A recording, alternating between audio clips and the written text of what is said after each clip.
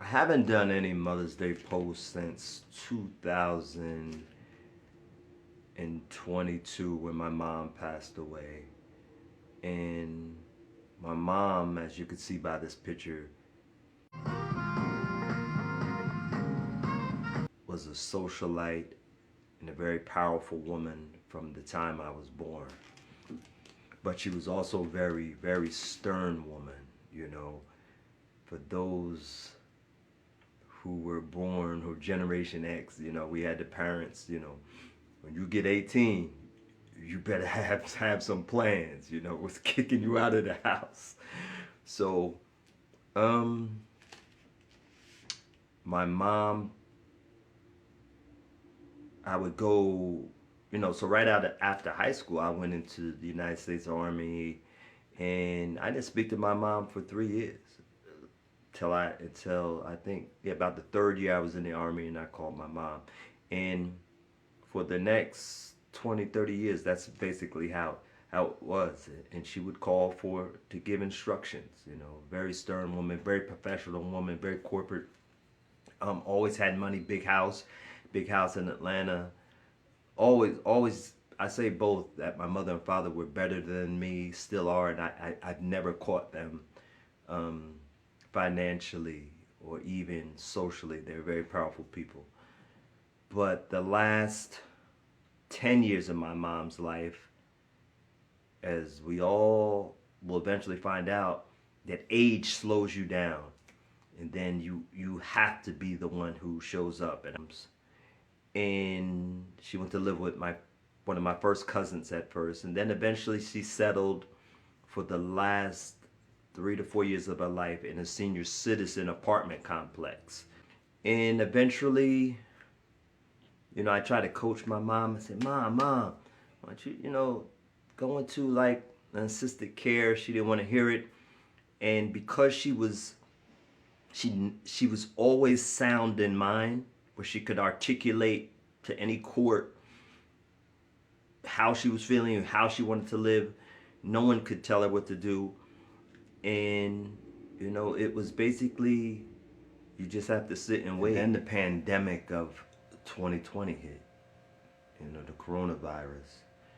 And the lockdown, because she, you know, was financially sound, the DoorDash, you know, people dropping off deliveries to her house.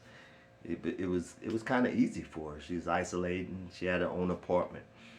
But in 2020, it was crazy. It was July 11th, and my brother and I would check on my mom. You know, we had N95 masks. You know, go check on her. But I would go every Sunday. And my mom had an argument with my brother because she wanted him to go get some groceries for her on a Saturday, which wasn't really necessary because I was coming Sunday. But my mom was that person where she said something, you better jump. And my brother, who's 2 years younger than me, got out of his house, stopped what he was doing. You know, he got kids in his house, and went shopping and dropped off the groceries to my mom, and then went back home to his house. And my mom got a call from his girlfriend that he came home, took a shower, and she heard a boom, and he was dead in the shower. And when I tell you, after the girlfriend called my mom called me. And my mom lived in a senior citizen building. And if you know senior citizen buildings nowadays, there's all type of young people live there and everything.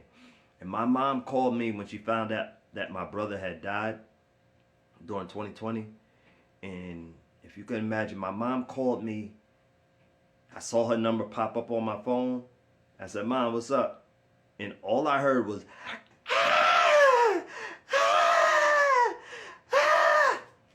and when I tell you, for 30 seconds, she was just screaming. And in my head, I'm like, oh, somebody must have broken into a house. And I was like, Ma, you gotta talk to me. What's going on?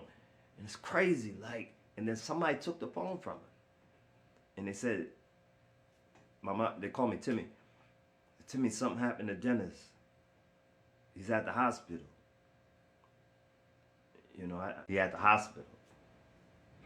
I said I'm on my way, and I went to Brunswick.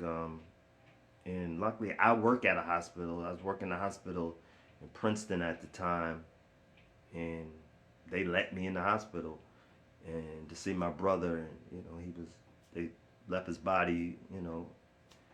And the other thing about people that powerful, who've been that powerful their whole life, and they never want to yield their control to someone who is not inferior, but especially to a child.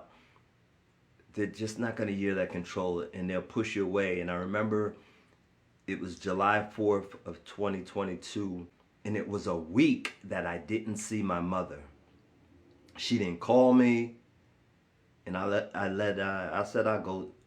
In my mind, I would go see her July 4th, and it was that Saturday that I got a call from the police department, and they said, Mr. Harris, we did a welfare check, and we found your mother.